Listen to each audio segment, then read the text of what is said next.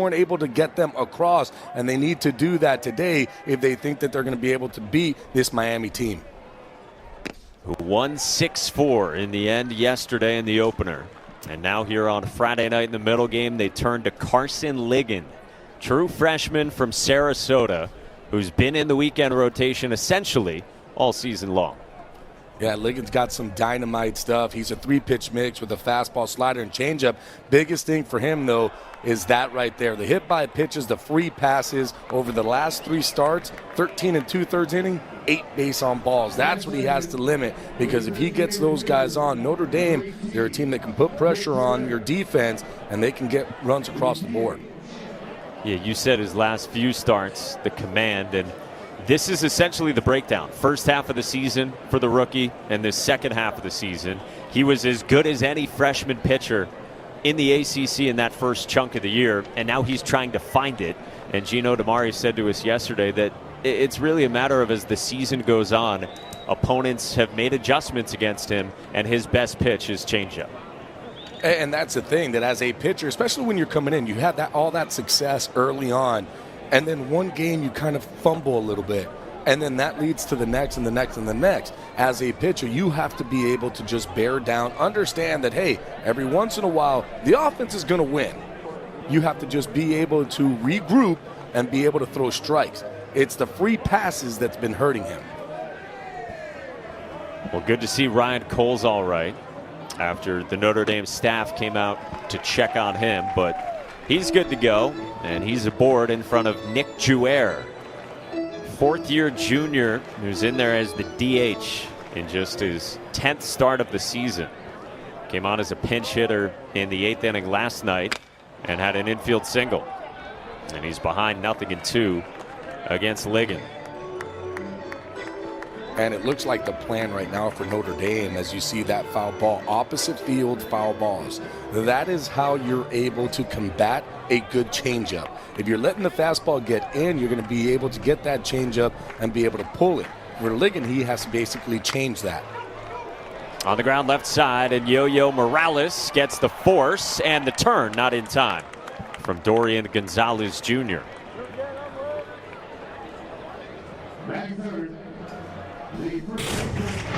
And it's a good pitch. It's a fastball up, but again, trying to take it the other way. Yo-Yo gets it, picks it up quick to Gonzalez. It's a tough one. You have 2 guys who can really run down the line, and Cole getting to second base, but it's a great job of Yo-Yo just to get that ball and at least get the lead runner out. So 1 out, 1 on, and it brings up the senior first baseman Carter Putz out of Belton, Missouri, enjoying the best full season of his career. Had a walk and a single yesterday, and then he also hammered that ball in the first inning that Kane center fielder Jacob Burke robbed at the wall in left center.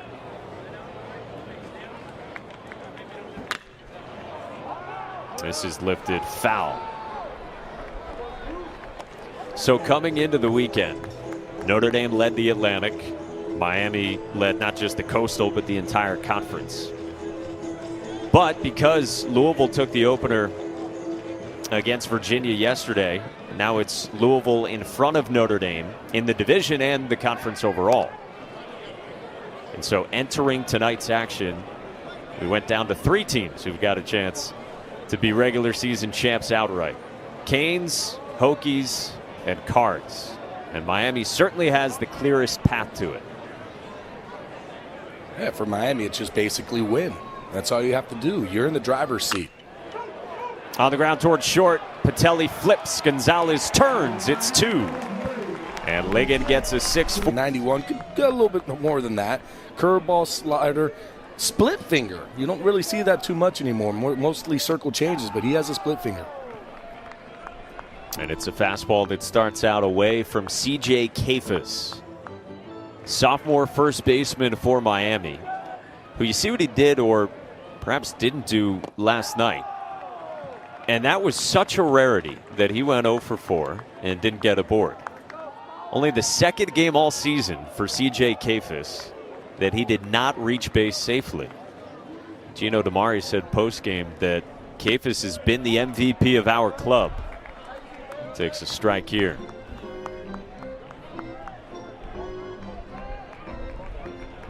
He snared a big double play, too, in the late innings. Takes high. So, Gabby, you mentioned the over-the-top. Anyone come to mind that you faced like that? There was one big leaguer, Tyler Clippard. He was a guy that was real over the top, would come down at that angle, kind of very, very similar to what you're seeing here from Temple. We said and curve is key. The curveball too. Yeah. That's a pitch that Temple was throwing a ton in that start we mentioned last weekend. 3-2. Loops it in for strike 3 called. That is a hook from Austin Temple. This is what you'd call a 12-6er from over the top. Beautifully thrown pitch. And on a 3-2, you have to understand that you got to have feel for that ball, especially on a 3-2 pitch when it matters to be able to throw it. And that's going to have to be in the back of the minds off of these Miami hitters when they're going up there. Hey, just because it's a hitter's count doesn't mean that I'm going to get a fastball. Which is maybe what Yohandy Morales was just geared up for. But he got a curve from Temple to start out. Miami's stud sophomore third baseman. Homered last night. Solo shot the opposite way in the 4th. At the time it tied the game. Came on a changeup and he drove it out of there off his bat at 104 miles an hour.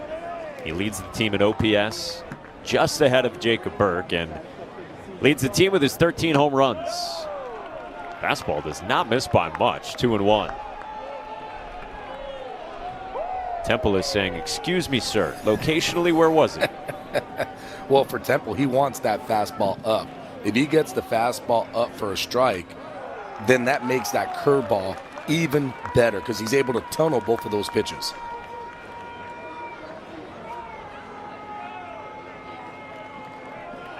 Guy who was injured pretty much all of last season for Jacksonville. And now with the Fighting Irish, is 3-1. That's a strike. Full count on Yo-Yo Morales.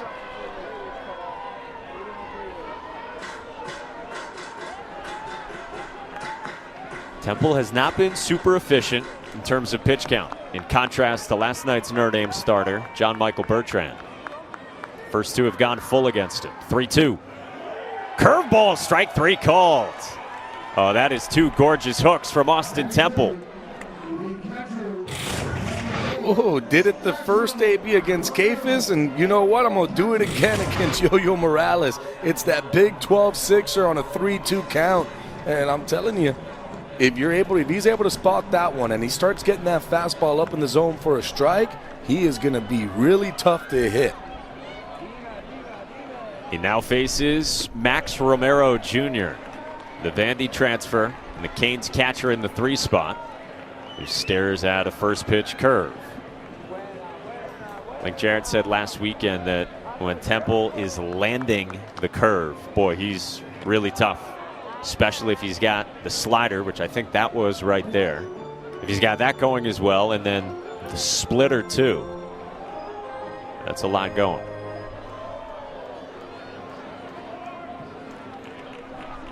One on the way from Temple. Spins another beauty.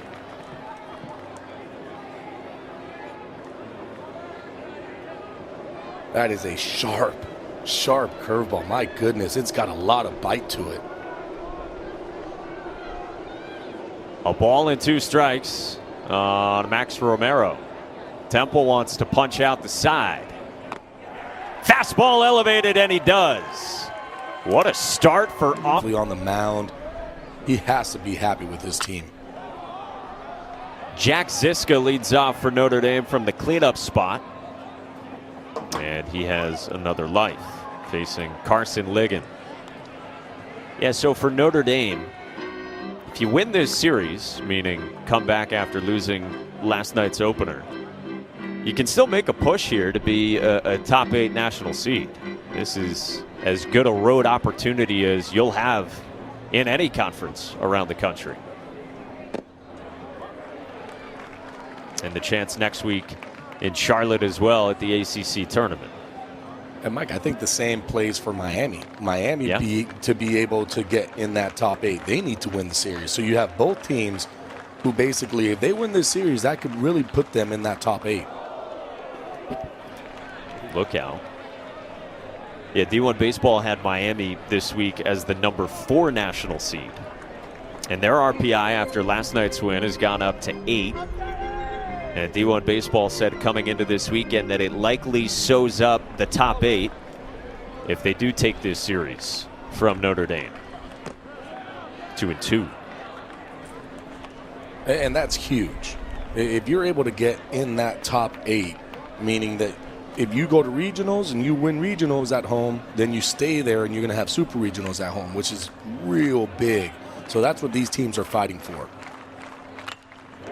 2-2 is blasted to left.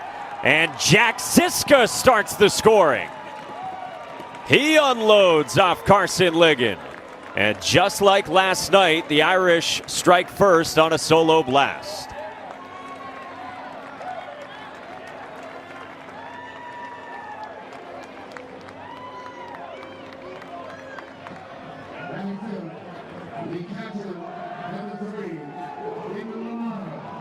And there goes Notre Dame with their jump celebration. You've got to like it if you're Notre Dame. You fastball, stay on it, head right on the barrel, deposit it out to left field, backside drive through. Knew it as soon as he hit it with those quick lightning hands. Little Sammy Sosa 2 out of the box. Oh, he was feeling it. He knew it. There's nothing better as a hitter that when you hit that ball and you don't feel a thing off the bat and you see that ball flying in the air. Now Dave LaManna slices one to right center past the dive of Jacob Burke. All the way to the wall. And LaManna trips around second and retreats back to the bag safely. He's got a double to follow up the solo homer. And you gotta like what Notre Dame is doing on offense right now. They understand what Ligon is good at, and it's a good changeup. So how do you counteract that? You have to use the big part of the field. That's exactly what they're doing. And whenever you get a fastball, every once in a while, you'll catch out in front. But you can see that their focus is big part. And Burke, oh my goodness, almost made him another spectacular play because he did one yesterday too. And that was right on right that Ligon went to the change, and LaManna hammered it. And now Brooks Coatsy gets hit. Well, brings up Jack Penny. Snap throw back to second from Max Romero. So Penny squares. Notre Dame loves to play some small ball, the bunt game, the run game. And they've got their freshman second baseman from Wakefield, Massachusetts.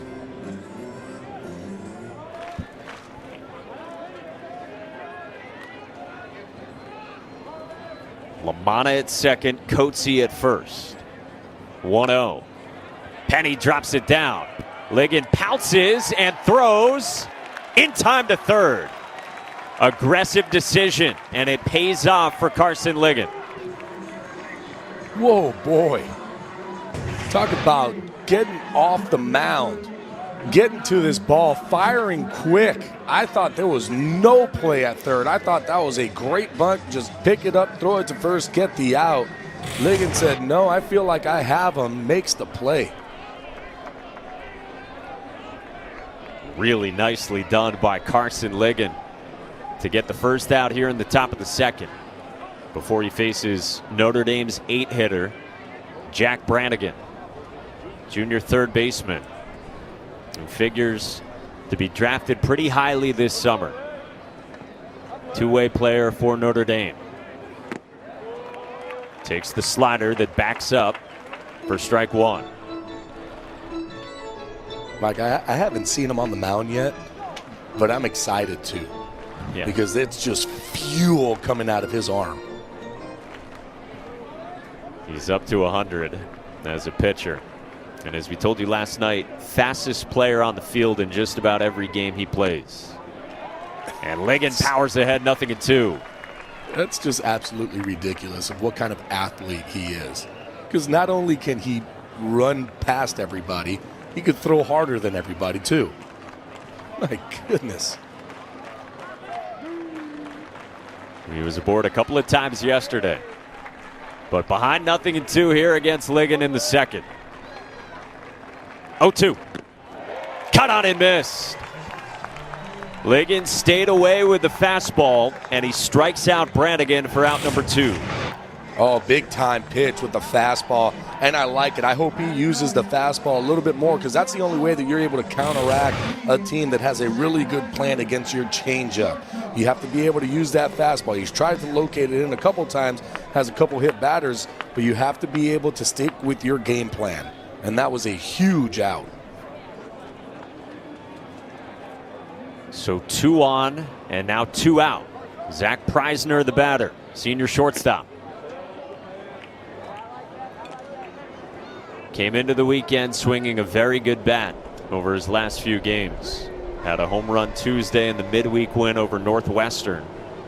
But yesterday you saw 0 for 3, couple of strikeouts. For a Notre Dame offense that we told you left some opportunities out there yesterday. Ligon's 1-0. Preisner up the middle and caught by Gonzalez. So Ligon limits the damage. Strands 2, but Notre Dame does strike first on a home run from Jack Ziska. Big fly to left for the senior slugger.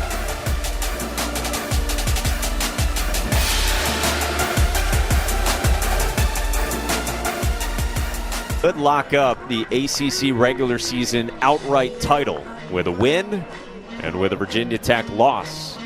Hokies and Blue Devils getting started at the same time as this one that just got underway. They're playing game 2 of that series in Blacksburg. Austin Temple goes back to work. Last of the second, and he gets Jacob Burke to roll it to Zach Preisner. And it's 4 up, 4 down for Austin Temple. Man, that was big for Temple as well. 17 pitches in the first inning, so it's nice to come up and get 1 pitch, 1 out.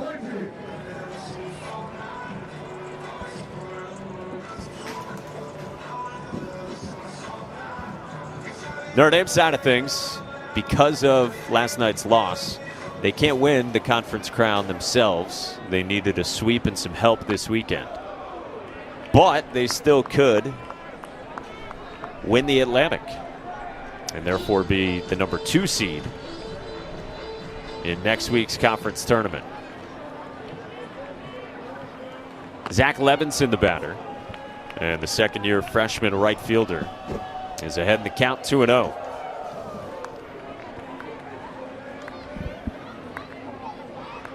You know it's a big game, by the way, with big stakes when Mario Cristobal's in the building. Mario Cristobal throwing out the first pitch, having some fun. Crowd was going crazy, loving their new football coach. Why wouldn't you? That's a strike, 3-1 on Levinson. And our teammate at ESPN, Chris Fowler, in the building too. Star-studded over there. Yeah, 3-1. High ball 4. Excited. Yes. Coming into tonight, there was just 1 spot left of the 12 out there. 3 of them got clinched last night. Looking like Clemson will grab that final spot in Charlotte. Dorian Gonzalez, the batter here for Miami against Temple. Goes back to the curve.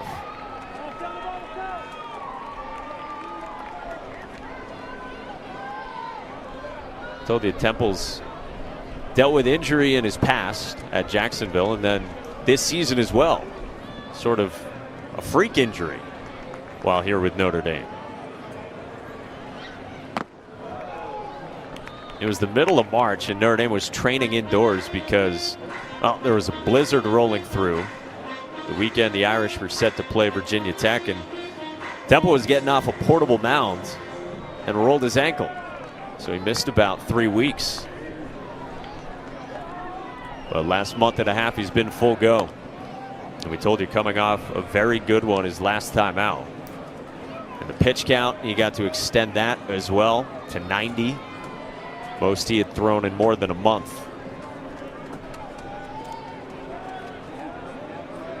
Native of Palm City, Florida, 2 hours north of here. Here's 1-2. That's a lot of action on that curveball. My goodness. That one dropped my jaw. That had a lot of bite to it. And you knew that it was coming after a fastball up, 0-2 count, fastball up. You're like, here comes a curveball. Whew. See what he does. 2-2. Wow, that's a good split right there from Temple. So he has been pumping curves, and then he goes to the split. And as a hitter, you're sitting up there thinking, okay, it's either going to be a fastball or a breaking ball. That's what I'm going to see. Now here comes a ball that looks hard. It's coming at you. You think it's going to be a fastball. Nope, it's his splitty, and it was a good one. Well, now he's got to face the guy who, as you said, slept pretty well last night. Gabby Gutierrez. 2 big flies in the opener. And he swings at the first pitch and singles into center. Stay hot, young man. When things are going good, get up there and swing it. Don't wait around. You're seeing the ball good right now, Gabby. You see it up, you're going to let it fly. Nice and easy. Hands go through the zone. Backside comes through. Big part of the field. That's how you want to hit them. We showed the image last night of him pregame, before the ball game yesterday, kissing his bat, and asked about it postgame. Gabby said, yeah, oh, that'll be a new pregame ritual. Got to show the bat some love.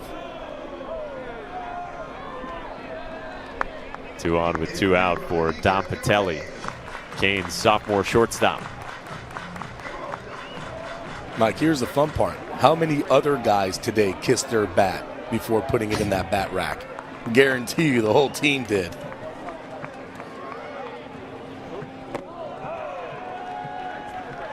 Yeah, that'd be a sight to behold if you didn't know the backstory. There it is. Just showing some love to the equipment. You know, that this is what's the moneymaker right there. Got to give it some love.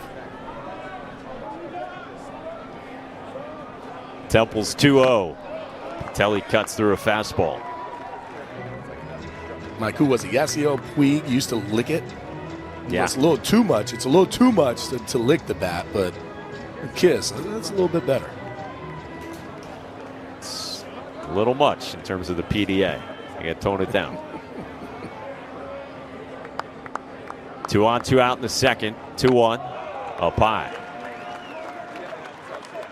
You know, Link Jarrett said to us yesterday about Temple that it can be a roller coaster at times, even within his outings, where there are times it's been in the second inning and Link Jarrett's thinking, do I need to get someone hot in the pen? And then the third inning's good, and then the fourth inning, Temple will strike out the side. 3-1. Lifted in the air to left center. And Jack Ziska lines it up. And you go into that bullpen, really, really good pitching staff, pitching defense. Those are the ones that win championships. So that's what they need really going, especially moving on, getting into regionals and super regionals if they can make it there. Again, with last night's win in the opener, Miami snapped the 3-game losing streak. They're down 1-0 here to Notre Dame as we start the third. Second time through the Irish lineup, beginning with center fielder Ryan Cole, who's down 0-2 against Carson Ligon. Ligon did a great job limiting that damage last inning. Helped himself defensively.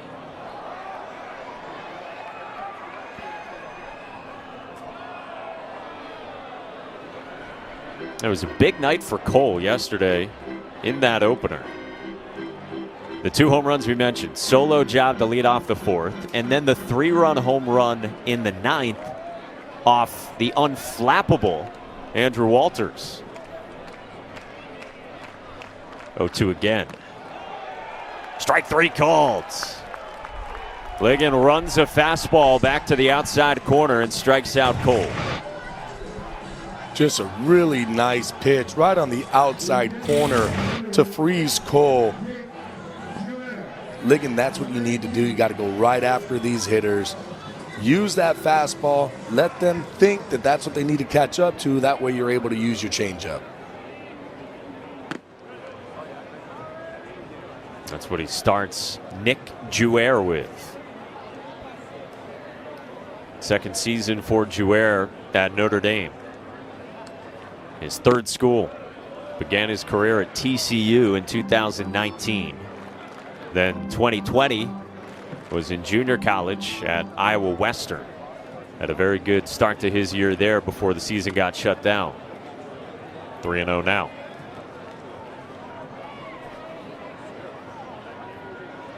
And for Ligon right now, he's just staying open with his pitches. Everything is out, especially arm side, just running away from him.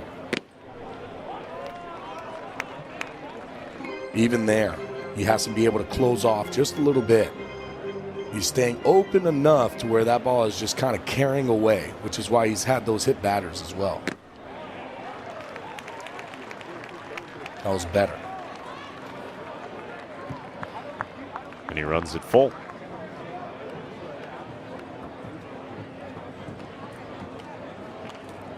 (3-2) to Jouer. In the air, left side. And Gutierrez lines it up for the second out.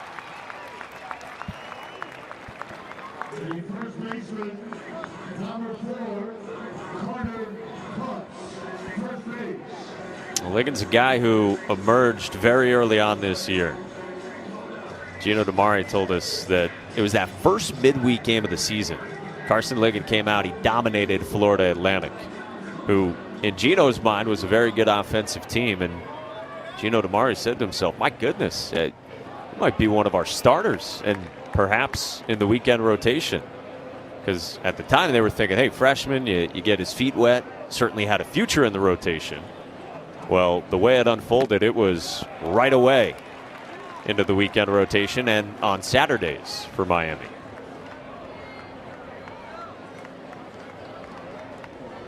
He's ahead of Carter Putz, 0-2.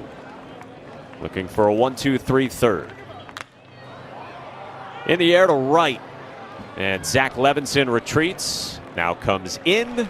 And it is a 1-2-3 for Carson Ligon. They're up 4-2 against Florida State, so they're making a bid. They're making that big push at the end. D1 baseball had North Carolina on the right side of the bubble in their projected field headed into the weekend. 9-1-2 for Miami, starting with Henry Wallen against Austin Temple. So, Mike, talking about that, North Carolina ends up winning these games against Florida State. You would think that they would just flip-flop with them, wouldn't you? Well, in for sure. Florida State's going to be in no matter what. I think the question for Florida State is, do they host? Do they get a top 16 seed nationally? Breaking ball doesn't tempt Wallen. 2-2.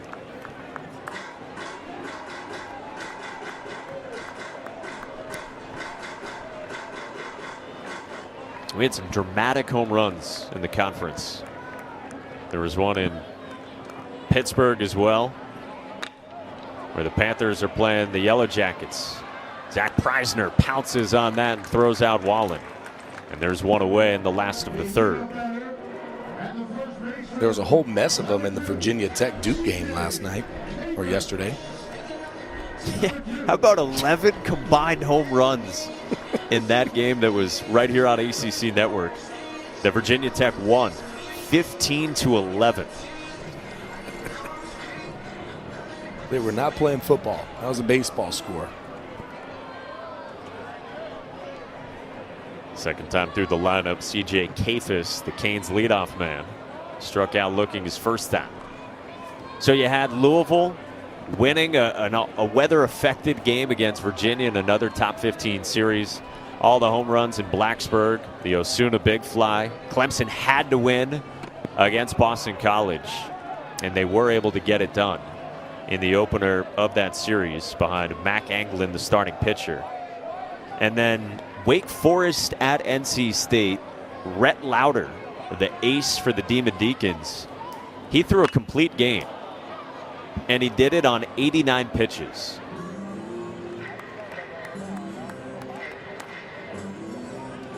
Wake on the bubble as well, trying to ensure they head to regionals in that series in Raleigh.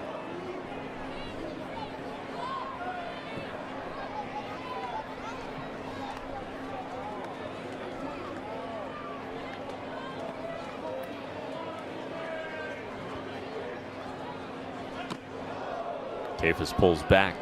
You know, Gabby, while we're talking about Clemson, by the way, not enough people in the conference and nationally, in our opinion, I'm going to lump you in with me, are talking about Max Wagner.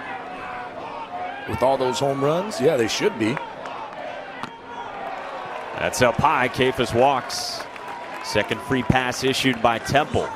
Miami's got a one-out base runner here in the third.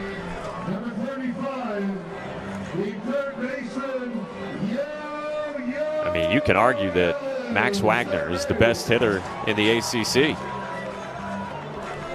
Well, I mean, you look at his numbers, you look at what he's done this year, 25 home runs. That's a lot. He's in 380 with 25 home runs and 15 doubles.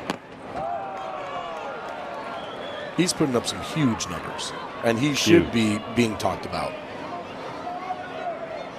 Just saw that note, by the way, flash top left of your screen. Virginia Tech leads Duke. Second game of that series. Yohandy Morales takes a strike from Temple. So we'll have our eyes on that one all night. We'll keep you posted with updates. And again, a Miami win, a Virginia Tech loss. Canes outright ACC regular season champs. Morales swings through the curve. Good block as well from Dave LaManna.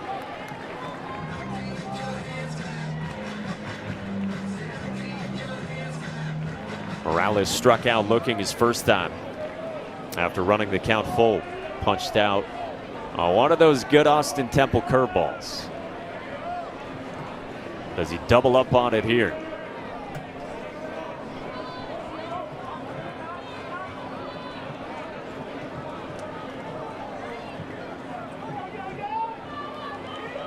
Morales, the most talented Canes player, according to Gino Damari, and definitely the most confident. 1-2. Hit in the air. Center field. Cole is back with room to make the catch. A long and loud fly ball out from Yo-Yo Morales. Exhale, Austin Temple. Ooh, boy, Yo-Yo Morales just missed that one. He struck out on the curveball his first AB. This time he was looking for it, and he just missed it. Hung up there just a little too high, just got a little bit underneath it. Well, that was a violent swing, too. He was seemingly confident in knowing that the curve was coming. He tried to jump on it. Romero does right here. Down the line and right. And that twist foul.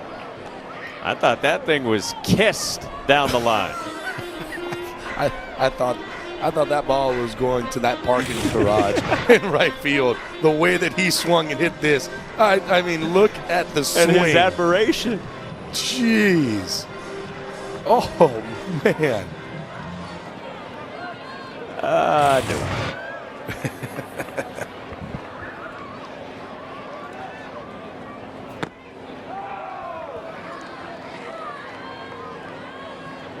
This That's is a tough where, spot to homer to tonight as well with the win. Yeah, and that was what we were just going to talk about too. the wind right now is blowing out to left. So anything that you're hitting to right, you're not going to have that much distance on it because that ball is going out to left. So if you're a lefty, I'm letting that ball travel, trying to hit it out to left center.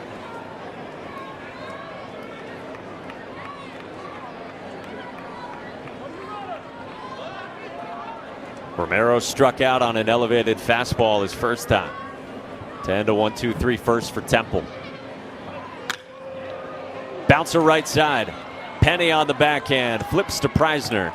And the 1-0 in the middle game of this series. And Jack Ziska has supplied the only offense. Solo home run his first time. Leading off the second to the pull side. And continuing what's been a breakout season for Ziska. I mean, look at what he did his first 3 years combined. And now what he's done this year, updated with his home run tonight. On the ground left side, and Morales swallows it and throws out Ziska. He's been a big bat, Gabby, for Notre Dame to have in the middle of the lineup, and it's all come down to his approach and the quality of it day in and day out, where that consistency was not there, Link Jarrett told us earlier in his career. Well, you got to look at what the guy's numbers were early, right? And then you think, okay, what was going on? Well, swinging out of the zone, or when he was getting strikes, he was taking those. All of a sudden, he figured something out to be able to put himself in the right position to be able to be successful. And that's exactly what he has been. Very successful this season with his bat.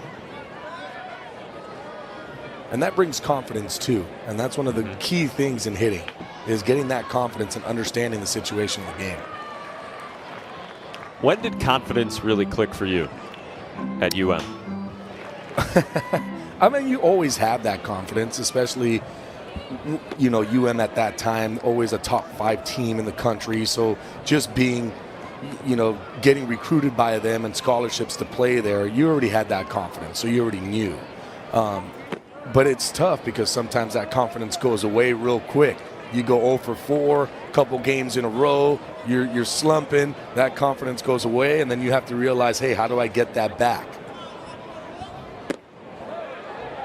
Check swing, and Dave LaMotta went around on a pitch that just kept fading in.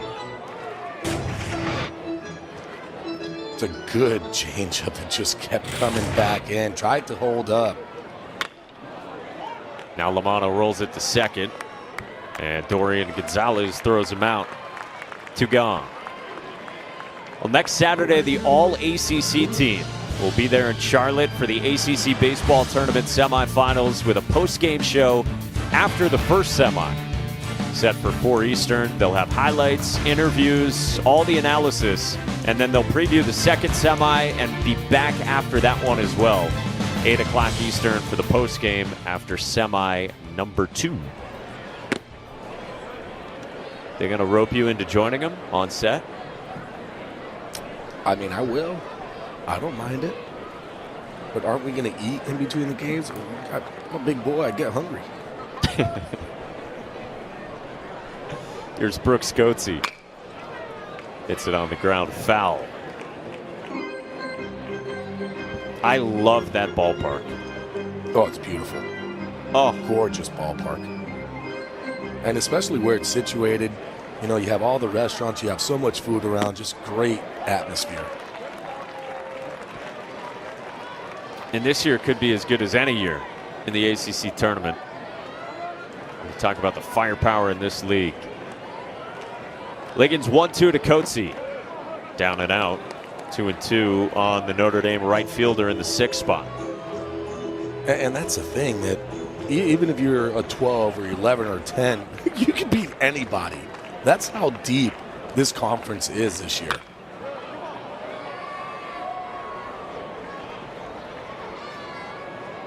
Mike, have you seen in your years doing this, the ACC conference being as deep as it is this year? No, is the short answer.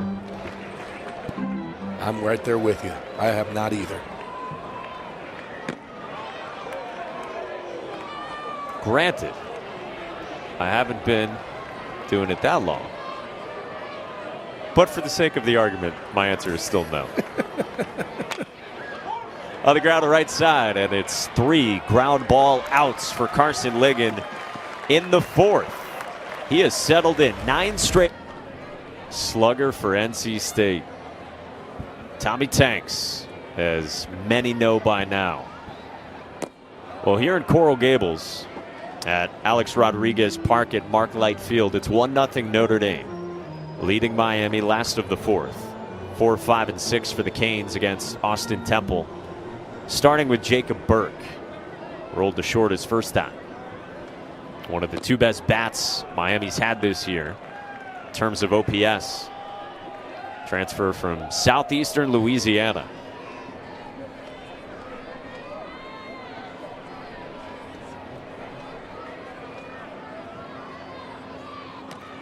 Saw him saddle up next to Mario Cristobal pregame. And it's been well documented, but Burke's got a football background. His father played football at Tulane. And Jacob was an excellent football player as well. And he says, I still have that football mentality on the baseball field. Works a walk to lead off the 4th. And you could see it by the way that he just plays. Yesterday, going up, lobbing a home run, even in the second inning, complete layout, almost making a spectacular grab. He plays 120% every single game. From one transfer to another, here's Zach Levinson, who walked himself back in the 2nd. 3 walks now from Austin Temple. Starts with strike 1 to Levinson. Miami's only got the 1 hit in this game. The Gabby Gutierrez single in the 2nd up the middle.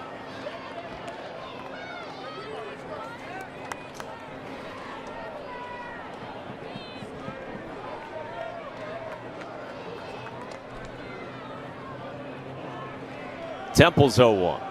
Is the big curve, runner on the move. LaMotta's throw is on the money to cut down Jacob Burke. Caught stealing for the first down in the 4th. My, LaMotta gets up quick. It's a curveball too, but fast, getting it out of the glove, fires it down to second to get Burke, who is a speedy runner. Beautiful ball thrown right where it needed to be.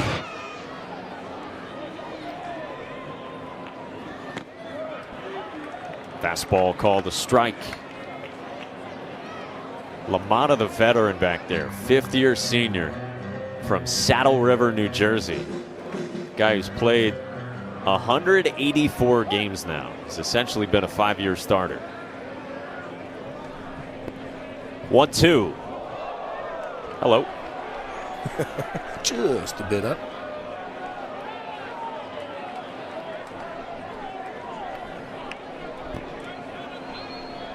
Double barrel action in the Irish pen, including the lefty Will Mercer. Well, that game has gone final in Louisville. So Virginia wins, and now it's just Miami and Virginia Tech who can be ACC regular season champs. Full count.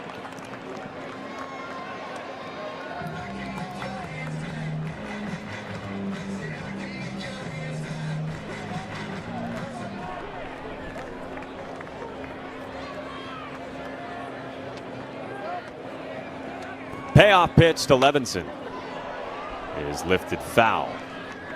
Ooh, I guarantee you Levinson was thinking he's got to come with the curveball, right? He's been doing it. 3-2 curveball every single time. Now this time Temple says, let me run that fastball up and in real quick. 4 strikeouts. The first 2 were on the curve, then a fastball up, then a splitter away from a lefty.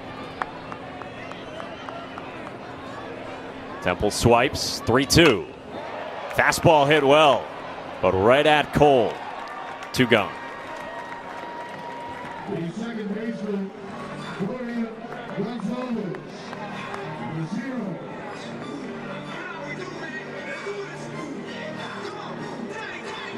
So Temple's looked solid as well. Now he faces Dorian Gonzalez. And Mike, that's why I was confused with the whole entire double barrel action going out there, because he's been throwing the ball really well. Gonzalez to left, and Ziska waiting, inning over. 3 up, 3 down with the... Every single time you take a sip.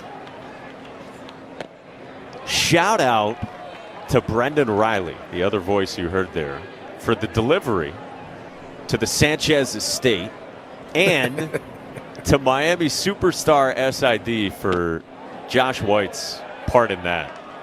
Making sure that you got a milkshake, you got the flavor you wanted, cookies and cream. I can really take no credit. That was delicious. It was cookies and cream, correct? It was cookies and cream. You're right.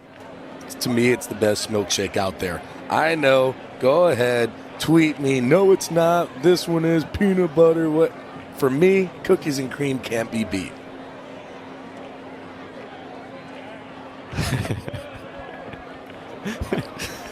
One of our great producers here at ESPN, who oversees all of college baseball, Scott Gustafson, has texted, "If we're delivering shakes, I'm in." Can we get one to Gus in Connecticut? I mean, how cool would that be? You could somehow just transport the milkshakes all over and still be as delicious as they are when you're getting them from the stadium. Oh, moneymaker. That's low, and Jack Penny works a leadoff walk against Carson Ligon for Notre Dame, up by 1 to start the 5th, and that's the first walk from Carson Ligon, something you had your eye on, Gabby. It was. The last 13 2/3, he had 8. So coming into today, yeah, he did hit 2 guys, but he was keeping those walks at 0, which is what you want to see out of Ligon, being able to come in, throw a lot of strikes, because you don't want to give free passes to this Notre Dame team, because they can make things go crazy on the base path. Here's Jack Brannigan. Bunts. He can fly, but it's foul up the third base line. Yeah, this is the way where you have Yo-Yo Morales playing in on the grass, and even playing in on the grass, Brannigan just flies down that first base line. So you have to really almost bare hand balls to be able to get him out. Again, Link Jarrett likes to say that there might be a wide receiver or a DB on Marcus Freeman's team that is as fast or faster than Brannigan, but until he sees it, it doesn't sound like he's buying that. We showed you last night how Brannigan stole home for the 3rd time in his college career. And he lifts this one to left. Gutierrez is back at the wall. Gone! 2-run shot, Jack Brannigan. A wall scraper and a skyscraper. And Notre Dame leads 3-0.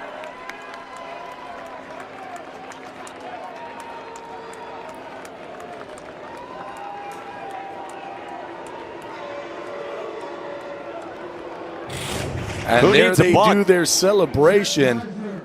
Gets the changeup. It's up and in. Brannigan does a good job of getting those hands inside, and it was a high fly ball that just kept going and going, and it showed the strength. And Gutierrez gets back there and almost is able to make the play, but that's another home run for Brannigan. And all the offense in this series for Notre Dame is coming on home runs. They put up 4 runs yesterday on 2 big flies from Ryan Cole. 3 runs today on Ziska and Brannigan homers. And now Preisner tags one to center, but Burke has room for the first out. It's a Notre Dame offense that entered the weekend 4th best in the conference in terms of runs per game. And at times this year, Link Jarrett, the head coach, he's been worried about the extra base hit dimension to the offense and that they needed more of that. He likes it when a third of your hits are extra base hits. Well, they got plenty of power here this weekend.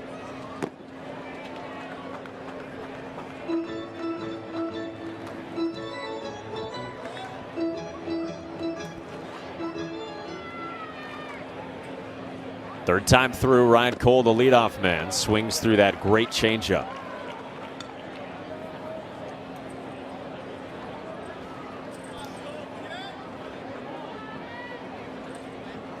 Cole's been a breakout star for Notre Dame the last 2 years.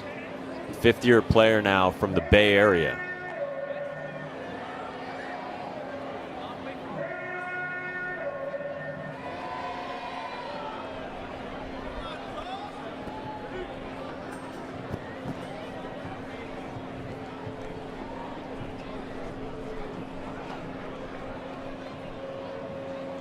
Ligon deals. Cole skies this one, shallow center. Burke races in, hat off. Burke slides and can't make the catch. Cole dives into second, and he's got a bloop double here in the fifth. Oh boy, that ball was up there for a while, and you would have to think that Gonzalez, he was going out there, he sees it. The problem is that Burke is running so hard, but that's one of those balls where your second baseman, Gonzalez, needs to be able to go out there, read it, and be able to take that one. The problem is that wind is just howling. So you think that ball is just going to continue moving out there towards center field. That one didn't, but great job by Ryan Cole. Hustling the whole entire way, gets himself a double and into scoring position.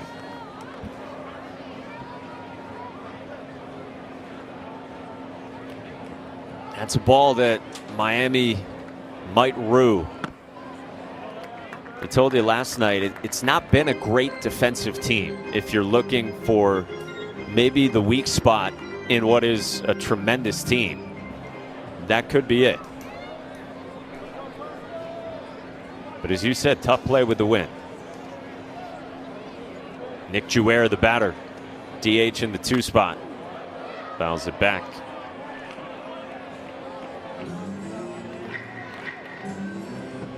And I'm staying out of Jacob Burke's way when he is running like that.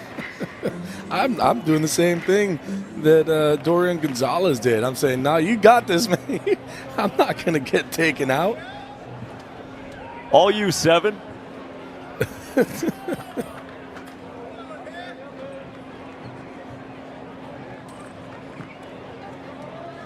Made a whale of a catch last night right out of the chute in the top of the first. 1-1. Jouer yanks this one into right, and Levinson backs up, lines it up. Cole tags. Levinson's throw is cut.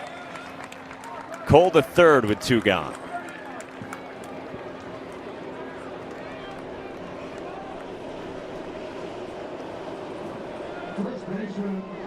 Yeah, for Ligon, you have to be able to keep that guy, keep Cole at third. The last thing that you want is for Notre Dame to score another run, because the way that Austin Temple was throwing the baseball today, it might be hard to come by some runs. Big spot here for Carter Putz as Ligon tries to leave Cole aboard, keep the damage at 3 runs. Putz out of the 3 spot, 0 for 2. Bounced into a 6-4-3 in the first, and then flew to right to end the third. A lot of these right-on-right matchups, Ligon is just trying to work that outside corner.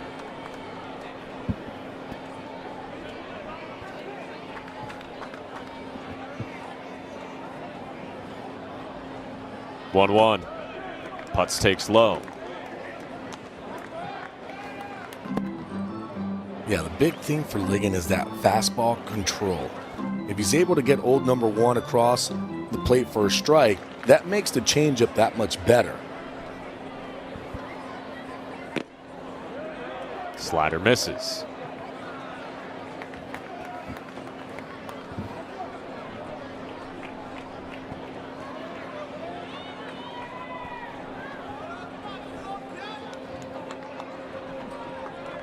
Three 1 to Putz.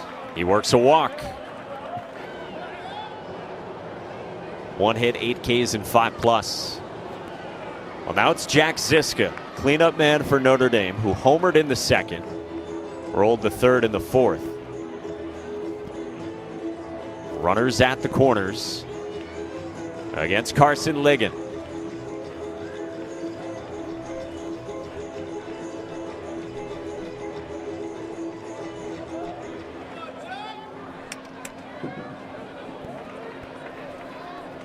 Coles at third, putts at first. 0-1 outside.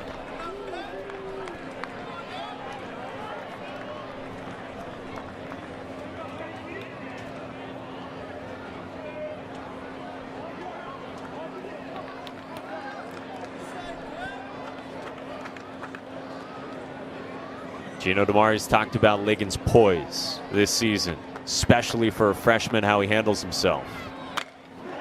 Ziska pulls it foul, 1-2. Big spot for Ligon here. Trying to keep this a 3-run margin.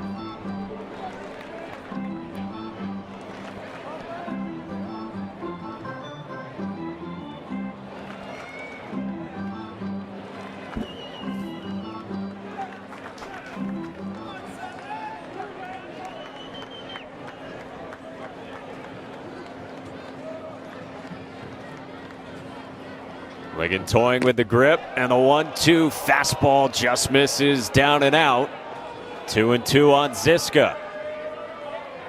That's a good pitch. A little too far out, but a good pitch. It had some good fastball to it. Had a good ride. It's where he wants to be. I want to see him, though, a little bit more fastballs in rather than just staying away. That one came running in, a changeup. Floated foul. You want to be able to use both sides of the plate if you are a pitcher, especially with the fastball. Sometimes that changeup you can get away with that being a one-sided pitch outside, but that fastball, if you just become concentrating on one side of the plate as a hitter, you're going to be able to either get up on the plate or just start to dive in after those fastballs away. Ligon readies. 2-2 to Ziska. And he stays alive. Has fought off a few here. And you could see that body with Ziska kind of going over the plate, knowing that everything's going to be away, so I can go ahead and kind of dive out there to be able to not only cover that outside, but even cover more than the outside pitch.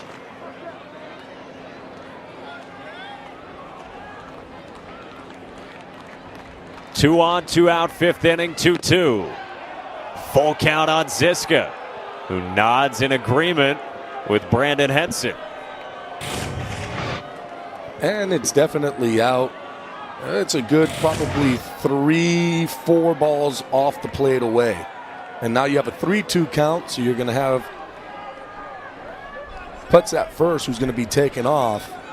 So you're going to have movements around the bases. Any ground ball, you're going to have to go to first base. The payoff is high, and they are loaded. On the 8th pitch of the plate appearance and the 30th pitch of this inning. And still nobody up in the Miami pen. Does that surprise you? It does surprise me a little bit. He has been throwing the ball well today, but he's kind of lost it in this inning. And it's been that fastball command. But for Gino, he understands the situation too. He wants to go as far as he can with Ligon. And there's one out left, and here we go. Now we're getting the guy out there to hurry up and see if he can warm up quickly here. Your old pal, Ronaldo Gallo, the sophomore right-hander. Bases loaded for Dave LaManna. First pitch swinging. On a line, but right at Burke, who makes the catch.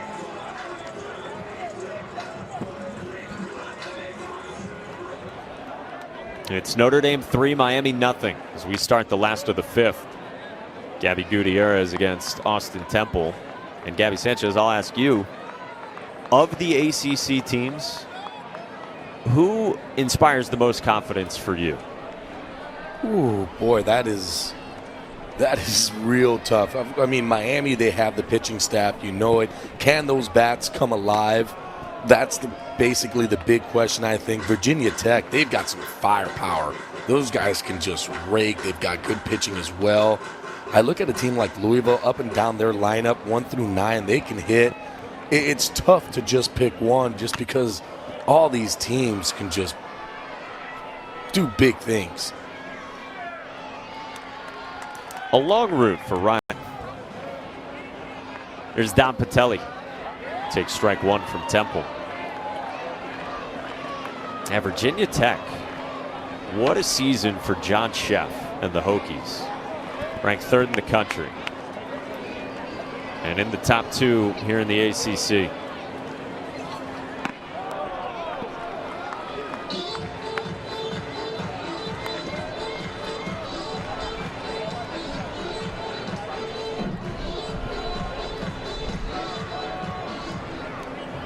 At last check, they got out to the early lead that we showed you against Duke, up 1-0 through 4.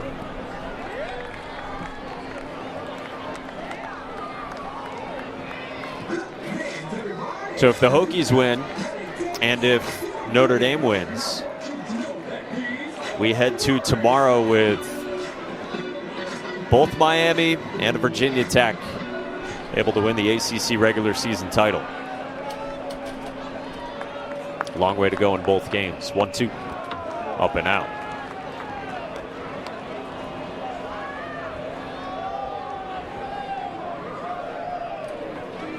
And Temple's been really good in this one for Notre Dame. And one of the biggest starts of his career.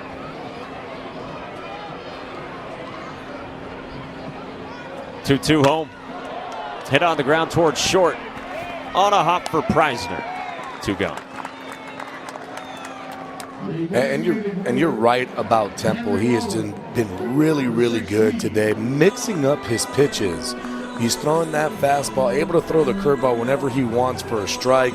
Then he's got that good split finger. He's thrown it a couple times, got a strikeout with it once, but it's an effective pitch. Now he faces 9-hole hitter and DH Henry Wallen. Remember, we had Jacksonville in the regional last year. And that's where Austin Temple was last season. And we talked to the coaching staff, and the way they described his injury-shortened season, in which he just made 2 starts in February. They had initially lost him the weekend before they started the year. And then something flared up on him that had been there in the past. They shut him down. They tried to bring him back a couple of times, but they lost him for the season. And so with just 2 starts in his 4th season at Jacksonville, he transfers this offseason. And now he's a big piece of this Notre Dame pitching staff. This is down to Wallen.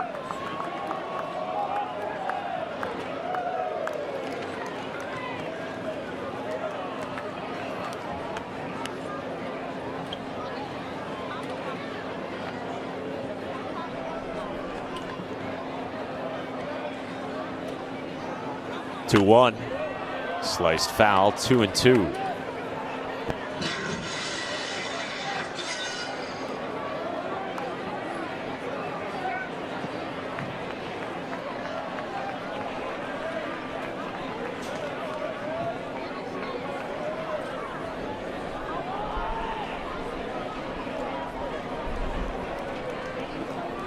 Temple's 2-2. Line drive to left. Zisco's 3 runs on a couple of home runs. 4 hits, 3 walks for Ligon. And Brooks Coetzee greets Gallo with a line drive stroke to the wall and right. Coetzee stops at second with a first pitch double to begin the 6th. And you see Notre Dame coming out, being aggressive against Gallo. He's going to throw fastballs to you, be ready to hit, and Coetzee does just that. Stays back through it. Does a really nice job keeping those hands close into his body and driving it to right, picking up a double. And that's KYP right there. Know your personnel. Notre Dame knowing the scouting report, because Ronaldo Gallo has the highest first pitch strike percentage of all the Miami pitchers. 65% of the time he's throwing a first pitch strike, according to 643 charts. And Coetzee didn't wait around. He jumped on it knowing that. Jack Penny takes a first pitch ball. And this is for Penny, the situation. You have man on second with nobody out. There's a couple of things that you can do. You either can bunt him over, or you're a lefty. Go ahead and look for something that you can catch out in front, pull it to the right-hand side of the field.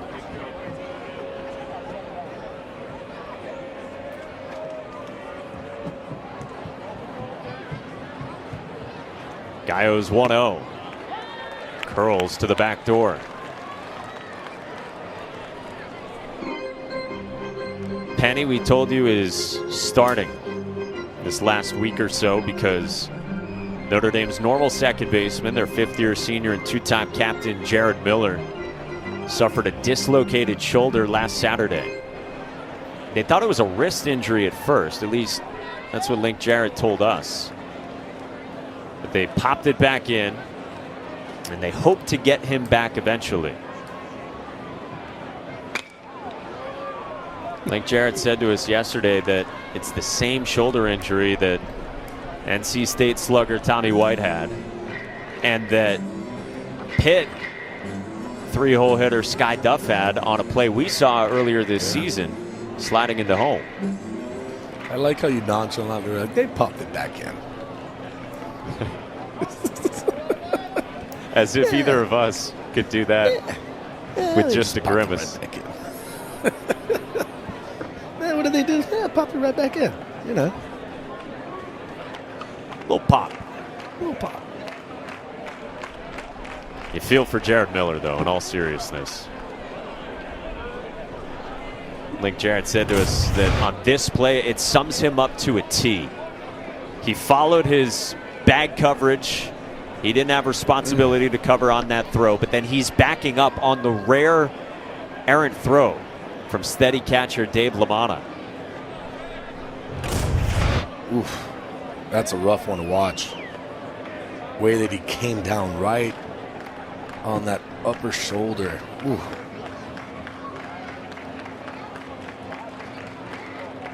One, two. Cut on and miss. Gallo strikes out Penny. One away. A good fastball by Gallo there up in the zone. Needed a big out and was able to get it.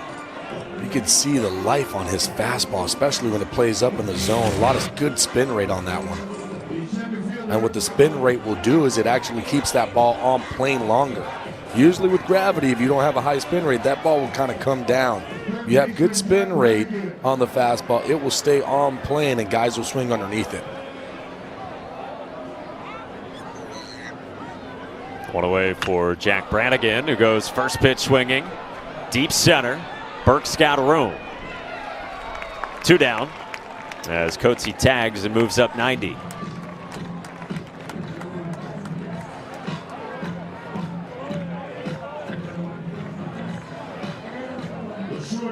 Hey, just to close the book on Jared Miller, boy, you hope his career at Notre Dame doesn't end that way.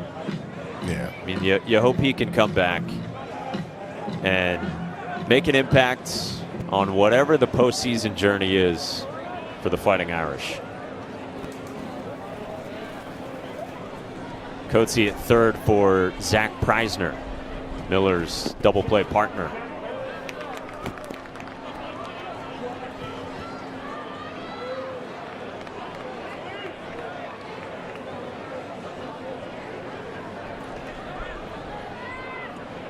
Two outs for Gallo, trying to strand a man at third. 1-0. Up and in on a backup breaking ball. And for Gallo, that's what he needs. He does need that pitch to be successful. Yes, he has a very good fastball in the mid-90s, but you can't just live off of one pitch. You have to be able to command that second one, and it's that slider for him. If he's able to get that one over for a strike, he becomes very difficult to be able to put in play. 2-0. On the ground left side. Right at Patelli. Vacuums and throws out Preisner. Inning over. So the lead. Yeah, it sure is, Kelsey, in the race for the Irish in the Atlantic. They got leapt by Louisville in yesterday's action. And so back and forth we go here in this final weekend, these last couple of days. And the Irish hoping that they can be the 2 seed in Charlotte.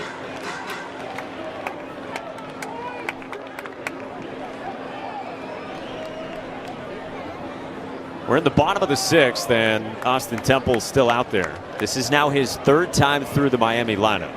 C.J. Cephas, Yoandy Morales, and Max Romero due up against the Irish starter.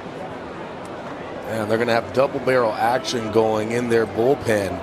And you understand why. About to be 80 pitches for him, but 3rd time through the lineup for UM. They need to be able to put up at least a couple crooked numbers, at least one, because you're starting to run out of outs.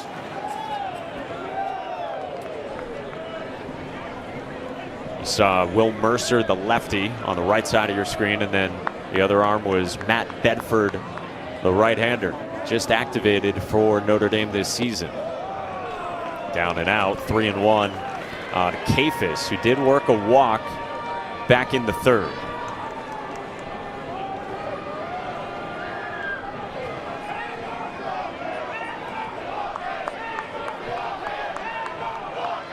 Temple's 3-1.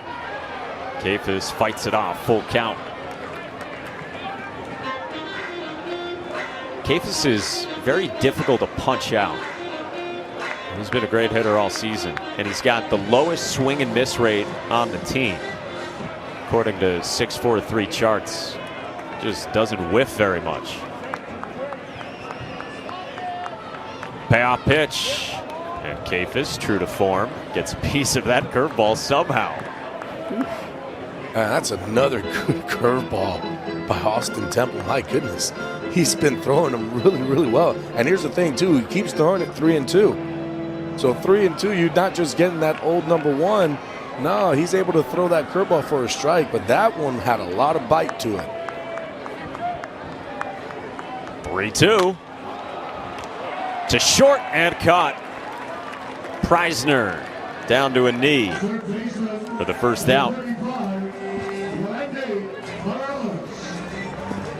That one to Preisner. That one may have knuckled on him, which is why you saw him go down to a knee, just trying to stay with that baseball. A very hard hit ball by Cephas.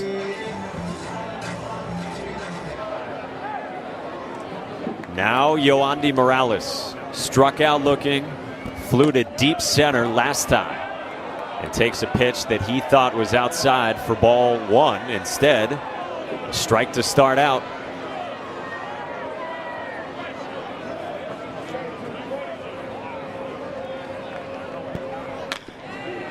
Bouncing ball left side, and Preisner collides with Brannigan in the throw off the glove of Putz.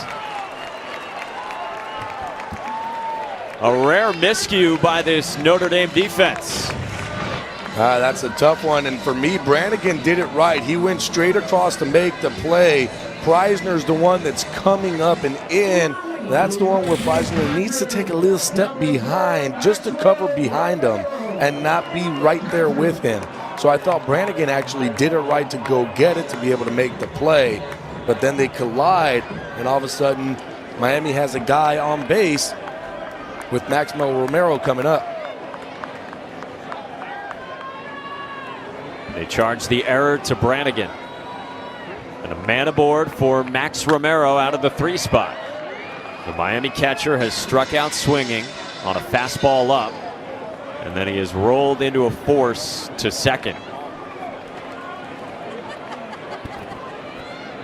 His 3rd look at Austin Temple, who's only had 1 outing this year, longer than this one. He's at 5 1/3, something he did in a gem against Clemson in early April.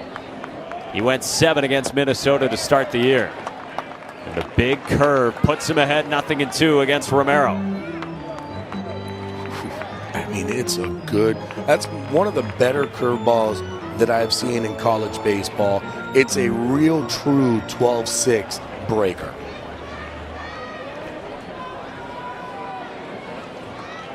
Does he try to go fastball up first here?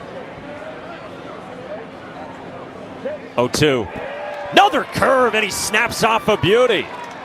Punches out Romero, and there's 2 gone. I mean, this is incredible where this ball starts. I mean, this ball is starting on Max Romero Jr.'s, basically his shoulder, and it is breaking 3 feet to the ground. such a good pitch. And the thing is, too, Mike, is that it's like he has two different ones. He has a strikeout curveball where he gets a lot more rotation on it and, cranks it more. And then he has the one where he can just throw it for a strike, the lollipop curveball. And that was filthy with tight spin, the strikeout version to get Romero. 5th K for Temple. He hadn't had a strikeout since the 2nd inning. Remember, he punched out 4 of the first 6 batters that he faced. But he gets a big second out here in the 6th. And now he's got the cleanup man, Jacob Burke.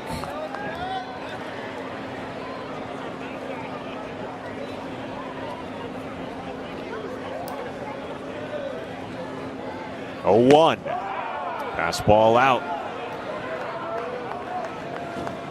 Burke's been clutch all season. Gino DeMari's talked about it at length over the course of the year. They've loved him in the middle of the lineup to drive guys in.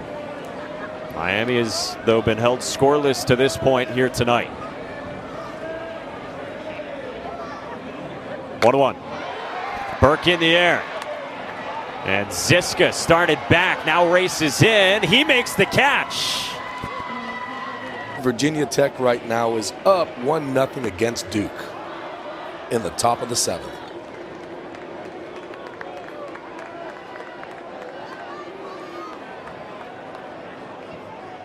They got the home run earlier. After they played the game yesterday, we told you, with 11 combined home runs. Home runs have been the recipe for Notre Dame offensively so far this weekend. Ryan Cole hit 2 in a loss last night. Jack Ziska and Jack Brannigan have gone deep for the Irish in this middle game. As Cole vaults it to right, and Zach Levinson's there for the first out.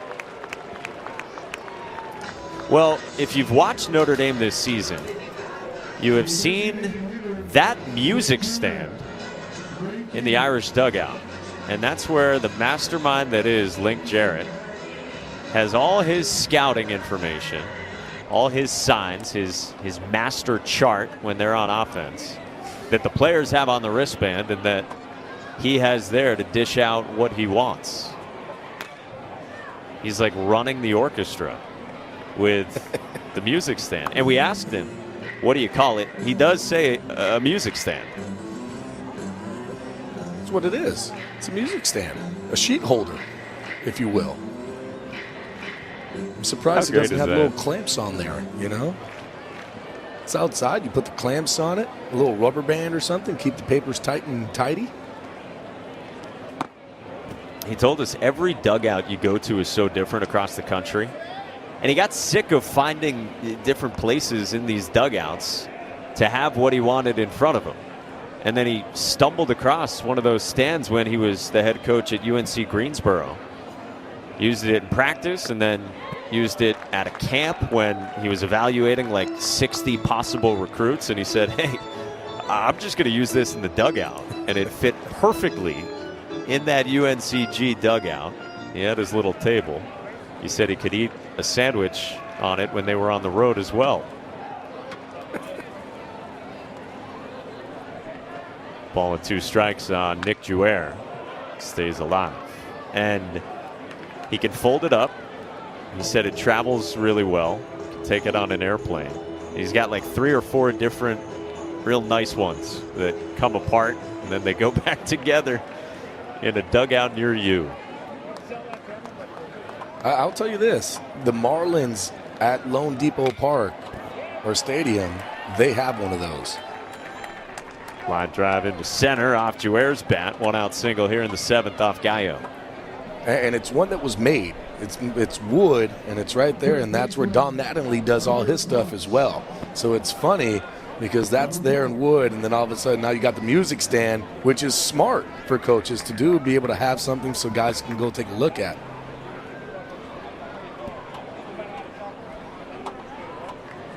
He is a thinker of this game. I mean, he is brilliant. Man on for Carter Putz out of the 3 spot. First pitch we saw come in as a pinch hitter late last night for a lefty option off the bench against the righty Walters. So here is Ziska, the cleanup man who homered in the second against Gallo. First pitch slider.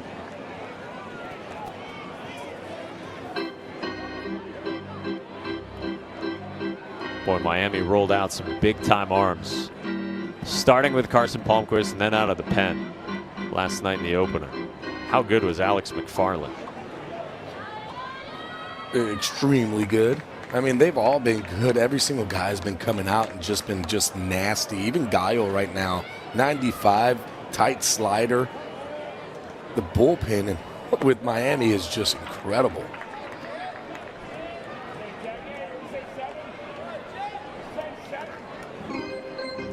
They've got one of their lefties up in the pen.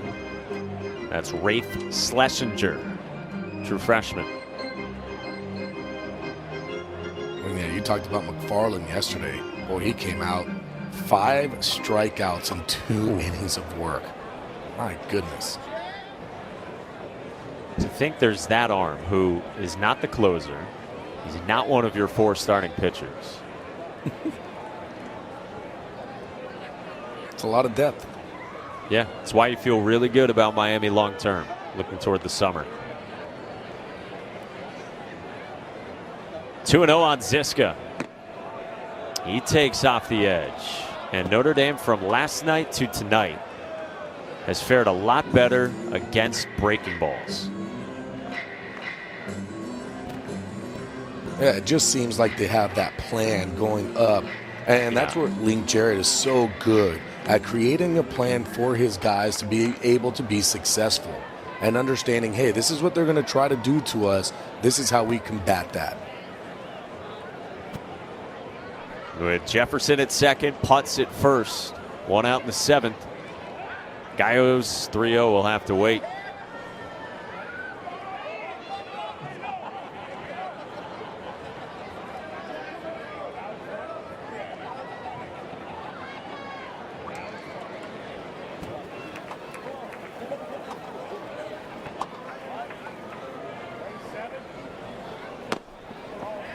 Low, and it's a 4-pitch walk. So 3 straight have reached for Notre Dame. Right after the ground ball that could have been perhaps a double play candidate. Instead, now a walk loads them up for Dave LaManna. And even though Notre Dame has 3 runs on the board, they came off the home runs. They're 0 for 7 with runners in scoring position today. With LaManna coming up, now he has been swinging the bat really well. He lined out his last AB, hit a double in his first AB. So this could be that big opening that Notre Dame was looking for. Can they crack this thing open, to your point? LaManna, one of the captains, has had a great year with the bat, like you said. OPS above 900 coming in.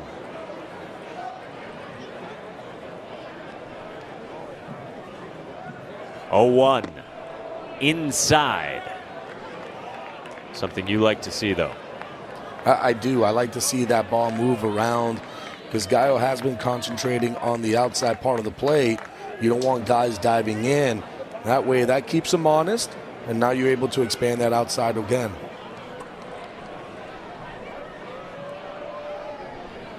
One. Just like that. That's just a beautiful thrown, executed pitch, especially after running that ball in. You have LaManna kind of getting out of the way from one and then pinpoint accuracy away.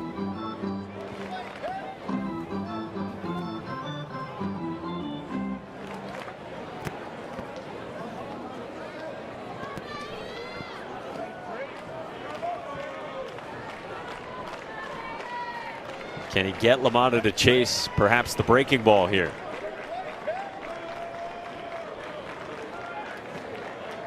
Bases loaded in the 7th. Notre Dame looking to extend. 1-2. Check swing and no swing from LaManna. On the fastball elevated 2-2.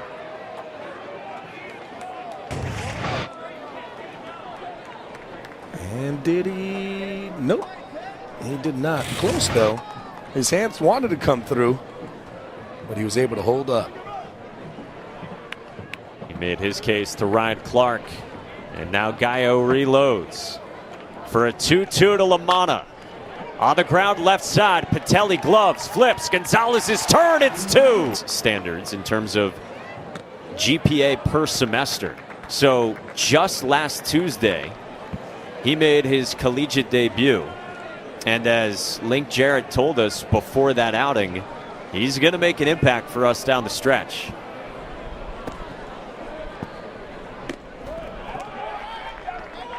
And for Bedford, I mean, the fastball is 92 to 95. Has a real good slider to go with it, and you're seeing it. He was one of these guys that definitely was missed for Notre Dame. A kind of silly rule, I believe, that Notre Dame has for these players, just having one bad, academic situation happen where all of a sudden now you're out for the whole entire first half. That's crazy to me. He's a really good student overall. He's about a 3.1 or 3.2. Yeah, it's crazy. And he is a big shot in the arm for this Notre Dame pitching staff. That's his pitch. It's what Link Jarrett says is a firm cutter / slider. The thing with it, it doesn't move much, but it does have a little tilt to it, that up and down. So that's why he's saying it's almost like a cutter, but it does have that slider look. And he strikes out Zach Levinson with a sinker at 94. One gone in the last of the 7th. Levinson thought it was low. Ooh, for Bedford, my goodness. He going in with the fastball, away with the slider, freezes Levinson there with the sinker in right at the knees, inside corner. We've got an update in Blacksburg. 4th home run of the week for Carson Jones. And he extends the Virginia Tech margin late in that game against Duke.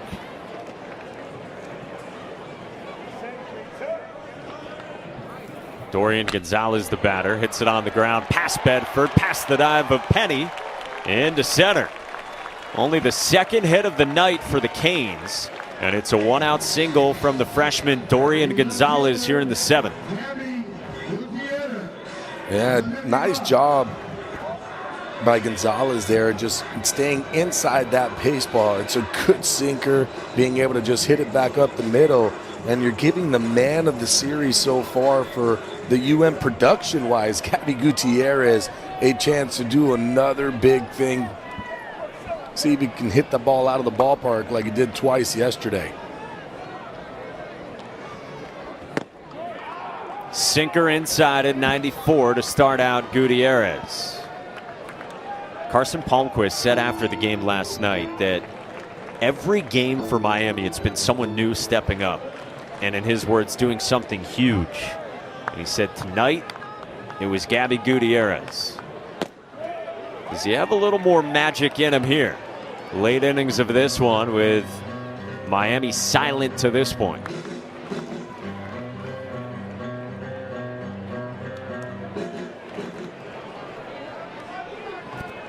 He had been 0 for his last 16 before 2 home runs in a span of 3 innings. Said afterward, I've been struggling a bit, but I stuck to the same approach. 1-1 on the ground, right side through the hole. Into right field, and Gonzalez goes first to third. And Miami reels. Dorian Gonzalez at third, Gabby Gutierrez at first. First pitch, Patelli swings through the fastball at 91. And that's what he's looking for. He's looking for anything up in the zone. He wants to hit something deep to the outfield. And for Patelli, who's had a couple home runs this year, he's been swinging the bat really well. He wants to drive something deep into the outfield to stay away from the double play, but maybe to get things moving. 0-2 on Patelli. Now this is where things get interesting here, because if I'm Will Mercer, I'm going to throw that fastball up in the zone, climb the ladder.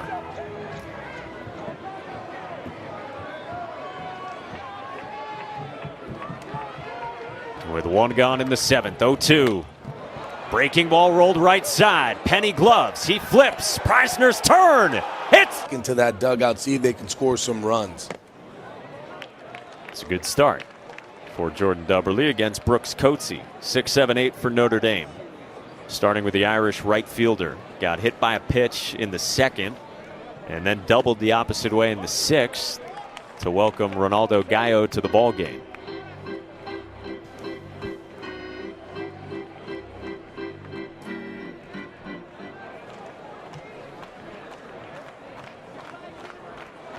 Oh, 2. What do you think of the Notre Dame Threads, by the way? I like them. I think their uniforms have been top notch. Yesterday with the greens, today with this navy blue. I like the little emblem things on the side. Gold helmets, to me, big time. We got a question from the audience asking about the trim on them. And the trim is from the Golden Dome on campus in South Bend. Huh. You would know. Special design of the uniforms by the great Tim O'Connor at Notre Dame.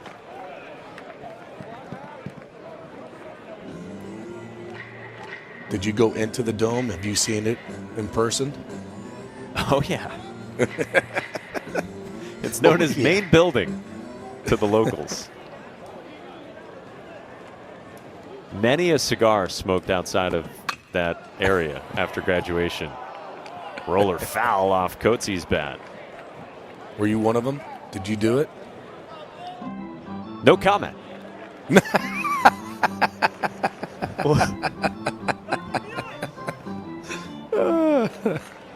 I got the diploma right here. I don't want to give it up too soon.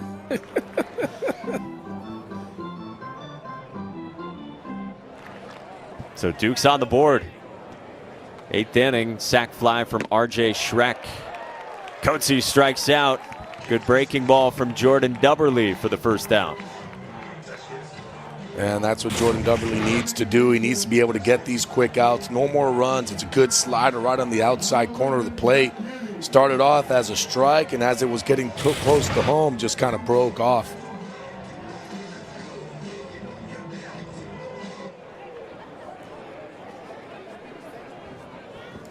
There's Jack Penny. Takes ball 1 on a change from Dubberly. Penny's got a bright future.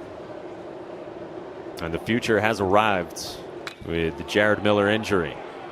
In the air, well struck left field. Gutierrez back. It's gone. Jack Penny goes deep. He doesn't know if it's out of the yard, but it is.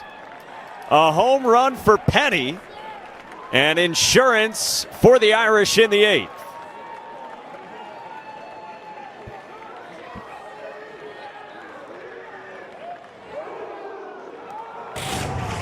Oh, boy.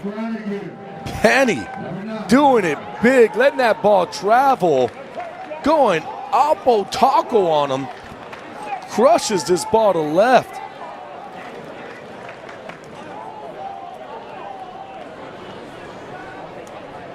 Whew. I mean, Gutierrez has come up close twice to try to rob home runs. That one just a little too much out of reach. Jack Penny has now played in 5 games, 4 starts since he took over for Miller. And he is 6 for 14 now with 4 extra base hits, including a pair of home runs. Jack Brannigan serves this to right. Levinson for the second out. So how about Penny? When the opportunity arrives, the young man's been ready.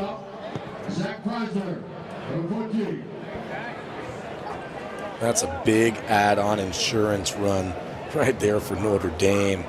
And Penny hits a big, big home run. 2 down for Zach Preisner. You know, Link Jarrett told us yesterday morning, going into last night's opener, that for a left-hand hitter like Penny, it was going to be a tall task going up against Miami left-handed ace Carson Palmquist. And it was for Penny. 0 for 3 with 3 punch-outs. But boy, is he adjusted within this series. Homers here, walked earlier. Dropped down a pretty good bunt as well that Carson Ligon made a nice play on back in the second.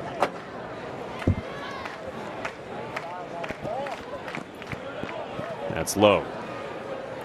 And the runs for Notre Dame, when you start to look at how the game has kind of transpired, you have 3 home runs. You had Penny who walked, and then Brannigan hit the home run, which got him in. So basically the 4 runs all on the home runs. Down by 4.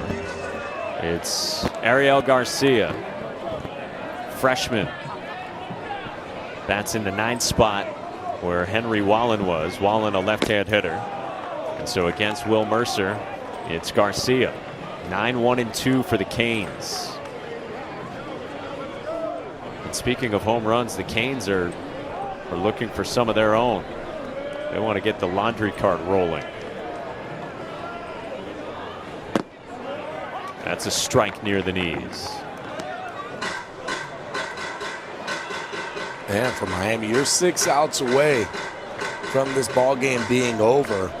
You got to be able to start getting some guys on base, start putting some pressure on Notre Dame. But with Notre Dame, they've just been pitching the ball well. And, of course, their defense is always going to be lights out. Miami put up the 6th spot yesterday.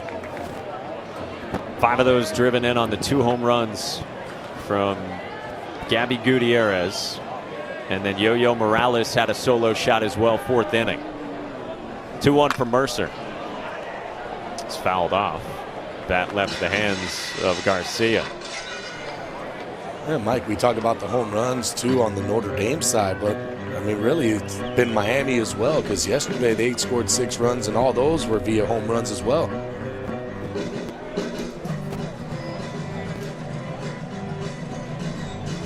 Yeah, they're ready to ride in there. That's the home run celebration, the laundry cart. And the Bat Boys start spraying the water, too. That's awesome. Strike 3 called. Mercer punches out Garcia for the first out in the last of the 8th. First baseman, C.J. Capers. Well, yeah, if you're uninitiated on it, Miami's got 2 10-year-old Bat Boys, Cam and John Michael. And they've got to douse the Canes with water when they homer. And on a more serious note, shout out to John Michael. He's battled some pretty serious health issues over the last few years, and he's powering his way through. He is the nephew of the great GM, longtime baseball staffer here at Miami. And JM, John Michael, is coming up on what will be his final surgery. TJ Kafis rolls it to short, and Zach Preisner throws him out. 2 gone in the last of the 8th. And so John Michael set for surgery June 1st. Regionals start June 3rd, and that's his birthday too. So we are sending the best to JM, Cam as well. They are some studs, and it is so fun to watch them at work. And Gino DiMario was telling us how special it's been to see a 2-way street. How neat it is for the youngsters to watch guys who are going to be in the big leagues, and then how the veterans and these guys on the Miami roster have taken to a couple of 10-year-olds hanging out with them. It's special, Gabby. It really is special. And it's good for these guys to be able to let them be a part of it. You know, hey, get the water bottle, squirt the guys up, you know, giving them a job to do in those situations so they can be a part of the home run celebration as well. Morales trickles it past them out. Tough play. Brannigan on the run. Throws out Morales. Nicely done by Jack Brannigan. That's the... Everyone is safe. No mascots were harmed between innings.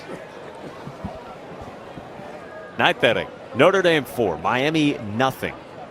A Canes team that has not been shut out this season. Top of the lineup for Notre Dame, Ryan Cole leads it off.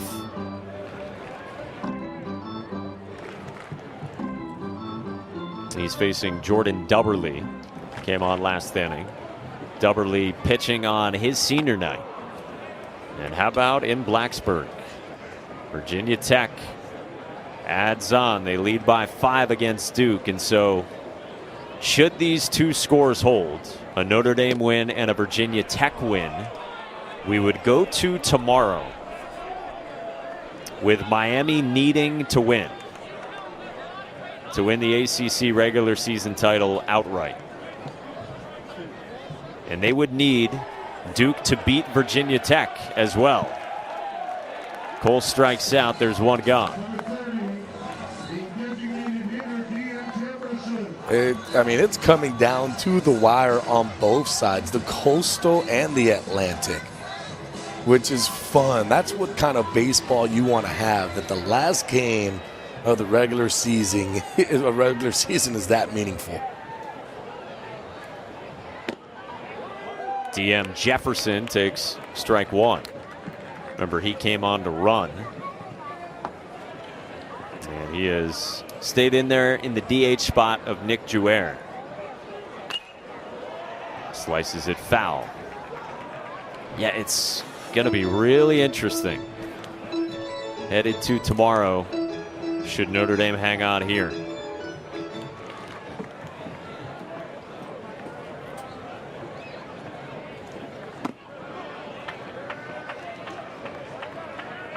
If Notre Dame wins this, Virginia Tech wins tonight, they win tomorrow, they are the ACC regular season outright champs.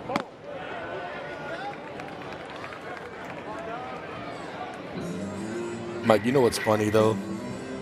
Like, I feel like it doesn't matter if it's 112, 2, like, you're still playing a really good competition. It's like there's no easy game. But to a player, a regular season title would mean what? It just means that throughout the whole entire season, we were the best team. I don't think that any of these players, it means that much to them, because really at the end, what you want to do is win Omaha. And that's what you want to win. That's where you're going out there and looking. Even the ACC tournament, maybe winning that means a lot more than just being the ACC champion of the regular season. So you would take Charlotte over the regular season? Yes. Interesting. I would.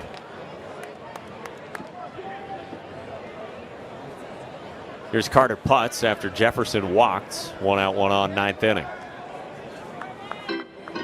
I'm going regular season. I know you and many others asked for my opinion on it. So you would rather win the regular season, don't worry about winning the ACC tournament. What are we playing 3 months for of a regular season in the conference? Well, you're playing for seeding for that tournament that you're about to say that it doesn't matter if you win. You just told me, though, that it doesn't matter if you're the 1 seed, the 2 seed, the 12 seed. But, at the end of it, when you win that ACC tournament, that's big. No, I think right. It's bigger. I think it's bigger. It meant a ton for Duke last year, no question, right. And it had huge implications for how long their season was going to go. Jefferson takes off. Romero sails the throw. Jefferson pops up and thinks better of it.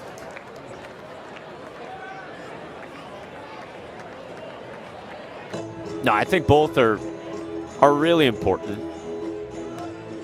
And you're right, too, that for a lot of these programs, and certainly the ones who are jockeying for the regular season crown or came into the weekend doing so, really for everyone in the ACC, that the goal is Omaha. But now, don't get me wrong. It's nice to be known as the team that finished with the best record in the ACC during regular play. I'm not going to take anything away from that, whoever it might be.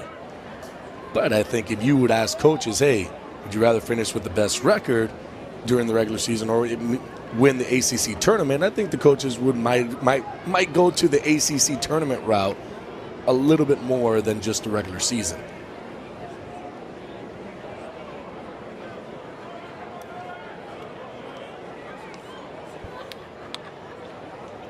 2-1. Off the end of the bat, cued behind second, and it drops down. Jefferson gets the windmill around third. And the throw will not be made. And the Irish have insurance here in the 9th inning. Carter putts with a flare.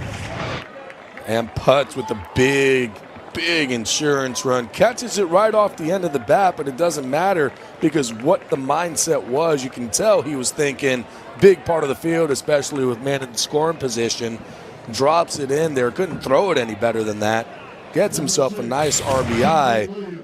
And I believe that's the first run that has scored in this whole in this first 2 games that didn't come via home run.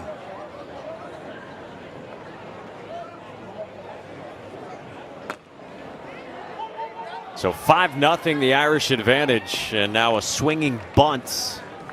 And retired over at first is Jack Ziska, or rather TJ Williams.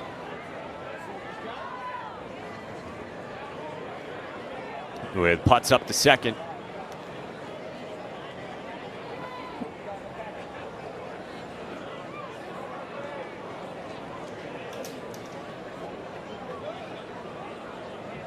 So 2 gone. Here's Dave LaManna.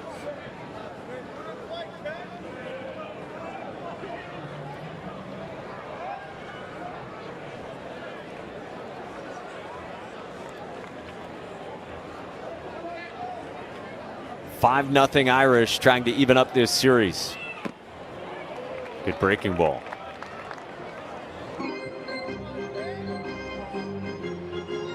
I think it would mean a lot for Virginia Tech as well. That's a team that no one thought would be in this position at this point in the season, or at any point in the season. But they are, as the kids say, Gabby, a wagon. How to navigate 3, 4, and 5 in the Miami lineup. And Mercer's been good since he came on. He starts with strike 1 to Max Romero. And you know, as it relates to Will Mercer, Link Jarrett has sensed this coming. He's had some nagging issues over the course of this season. But last weekend, Link Jarrett said he's figured some things out. And I think we're on the right track with him. And last year at the start of the year, they had him in that relief role that he's in now as well. Because as you said earlier, they know how deceptive he is. And when it's a short spurt, that deceptiveness plays even more. Romero slices one fair down the line into the corner. Karams off the sidewall, and Max Romero starts the 9th with a stand-up double. And that's what Miami needs to start doing. They need to be getting into scoring positions. Romero does a good job here. Doesn't try to pull it. Stays inside that baseball really well, bringing those hands in. Ooh, just on that left field line. But he's in scoring position. Remember, Miami has not been shut out this whole entire season. And I guarantee for these guys, they're thinking, we don't want to start now. Virginia Tech just won. So they have won that series and taken the first 2 from Duke. Jacob Burke, the batter here for Miami in the 9th. Burke has grounded out, walked, and flown out. Sophomore center fielder, and the transfer who's been one of their best hitters all year.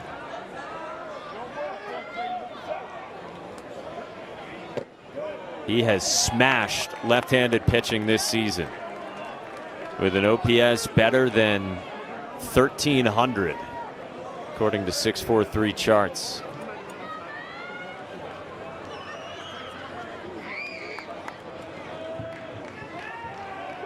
Ball and a strike. Mercer fires. Grabs the edge. Ooh, for Burke, you got to be a little bit aggressive here. I understand everybody's taking a strike at this moment in the game. It's the 9th inning, down by 5. I know Gino's probably telling the guys we're going to take a strike, and then you got to be ready to hit. Good take by Burke on the bending slider. Oh, that was a nasty slider by Will Mercer. He has been just excellent since he's come in. He had that big ground ball double play against Patelli, and then he was 1-2-3 inning in the 8th. He has been exactly what Notre Dame has needed late in this ball game. 2-2. On a line, right field, base hit. It's a lefty hitter on deck in Dorian Gonzalez. And ball 1 from Mercer.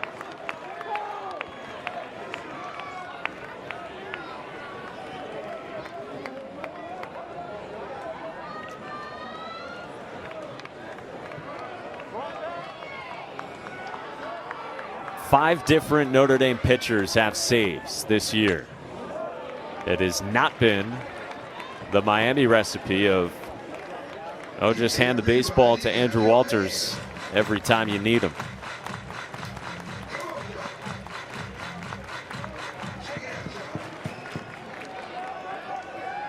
And Mercer trying to bear down after Burke singled following Romero's double. 1-1. Fouled off by Levinson.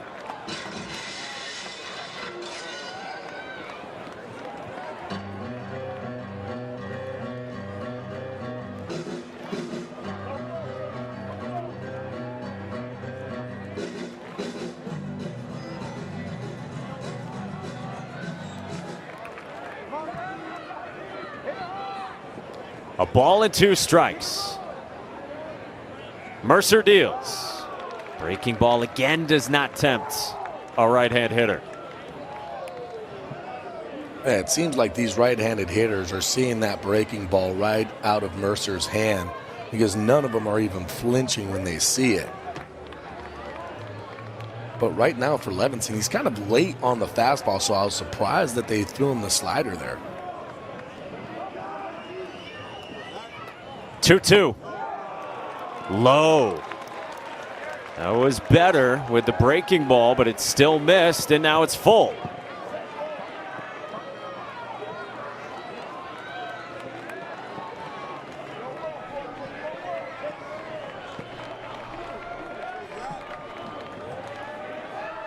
They're at the corners, nobody out, 9th inning. Payoff pitch.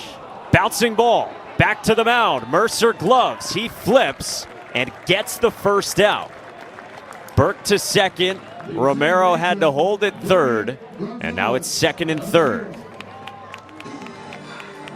That's a great job by Mercer there. Doesn't try to get the double play. Doesn't try to push it.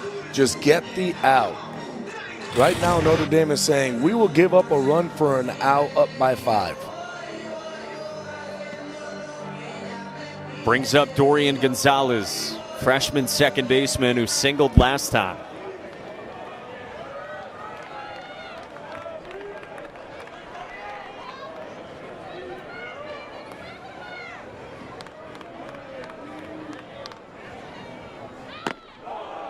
Up and in.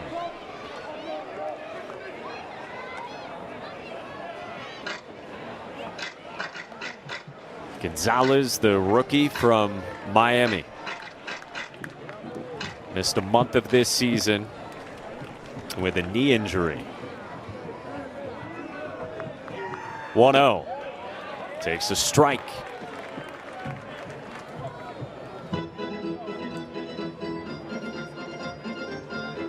That lefty slider might be a very good pitch right here if he's able to execute it against Gonzalez.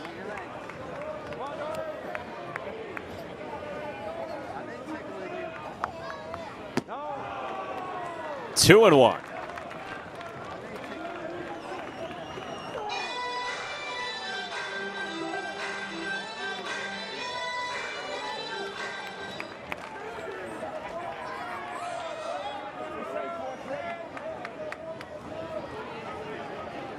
With runners at 2nd and 3rd, Mercer deals. Fouled back 2-2.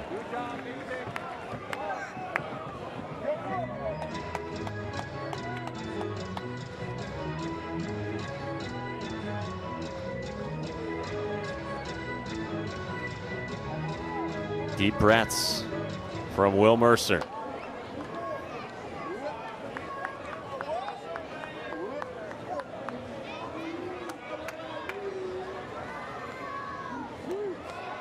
His 2-2 in the air. Left field. Cole is under it, and it's not deep enough. Miami is down to its final out.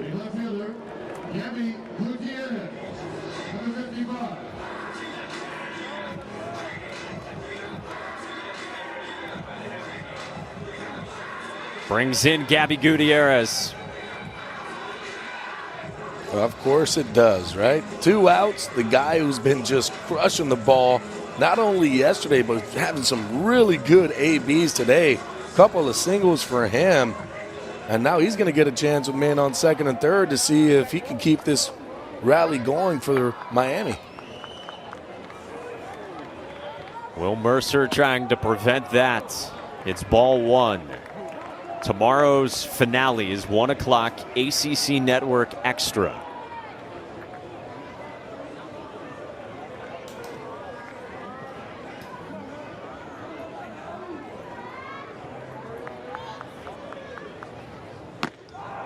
Up and out. So Notre Dame could position itself in the race with Louisville in the Atlantic. Those two going back and forth over these last couple of days. And Miami would go into tomorrow with a lot at stake with Virginia Tech. 2-1.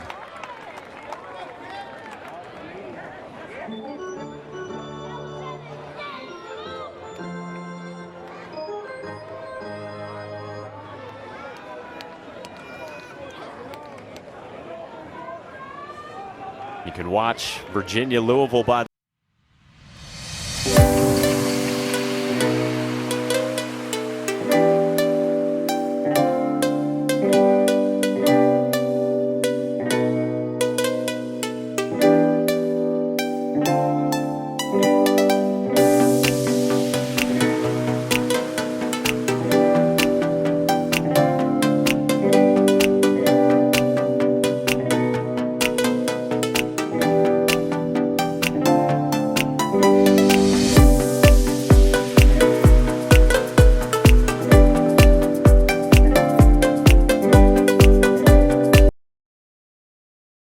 first guy Mercer faced back in the 7th.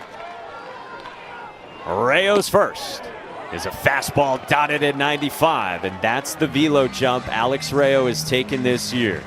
To go along with the good change you mentioned, the slider as well, that fastball has ticked up.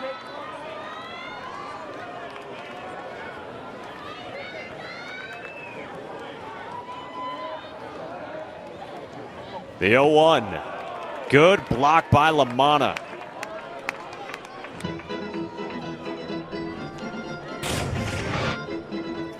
And you see the action of the changeup. LaManna does a good job of just keeping that ball right in front of him.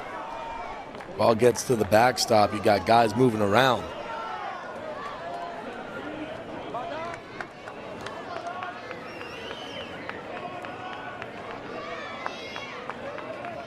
One. Patelli cuts through 95. Now Patelli, Canes fans will remember, has a couple grand slams this season. Twice in the same weekend against Duke. But he's behind 1-2 against Alex Rayo. The righty deals. Cut on and missed. He went to the changeup. He strikes out Patelli and he stamps a Notre Dame win.